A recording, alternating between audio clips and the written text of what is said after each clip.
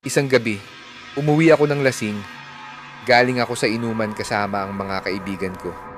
Medyo tipsy pa, kaya hindi na ako masyadong nag-iisip. Sa terminal, sumakay ako ng jeep pa uwi. Akala ko, bagong silang kanan ng nasakyan ko. Pero kaliwa pala. Face siyam hanggang face 10. Umalis agad ang jeep kahit hindi pa puno. Umupo ako sa dulo, malapit sa pinto, kasi gusto ko talagang matulog. Sa harap ko, may magjowa. Sa likod ng driver, may mag-ina. Sa unahan, may isang lalaking naka-earphones. Nagso-sound trip. Tahimik lang ang biyahe habang binabaybay namin ang kahabaan ng Kamarin. Pagdating namin sa boundary ng face 5 kanan at face 9 kaliwa, doon lang ako natauhan. Doon ko napansin na mali ang nasakyan ko. At doon ko rin unang nakita ang lugar na hindi ko na makakalimutan. Ang lumang mental hospital, katabi ng police station. Nakakapagtaka. Halos lahat ng poste sa daan may ilaw, maliban sa tapat mismo ng mental hospital. Pababa ang kalsada, parang bundok ang hulma. Sobrang dilim, ilaw lang ng jeep ang gumagalaw sa kalsada. Liblib, tahimik, mabigat ang pakiramdam. Tapos, may pumara. Isang kalbo, matangkad, mukhang lalaki, pero nakagown. Imbis na huminto, biglang binilisan ng driver ang takbo. Halos lahat kami napabalikwas. Kuya, may sasakay.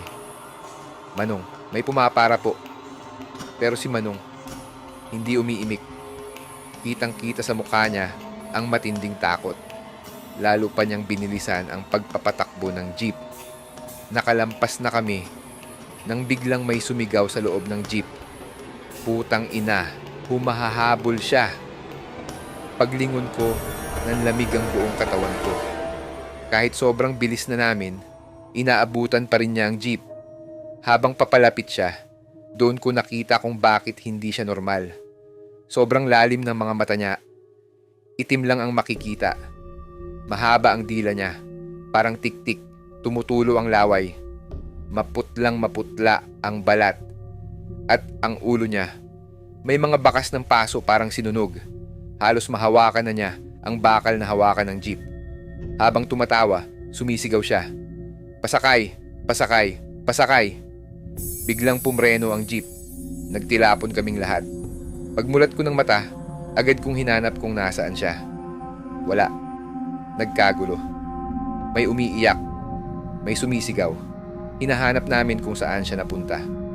Hanggang sa nababalot ng katahimikan ng lahat.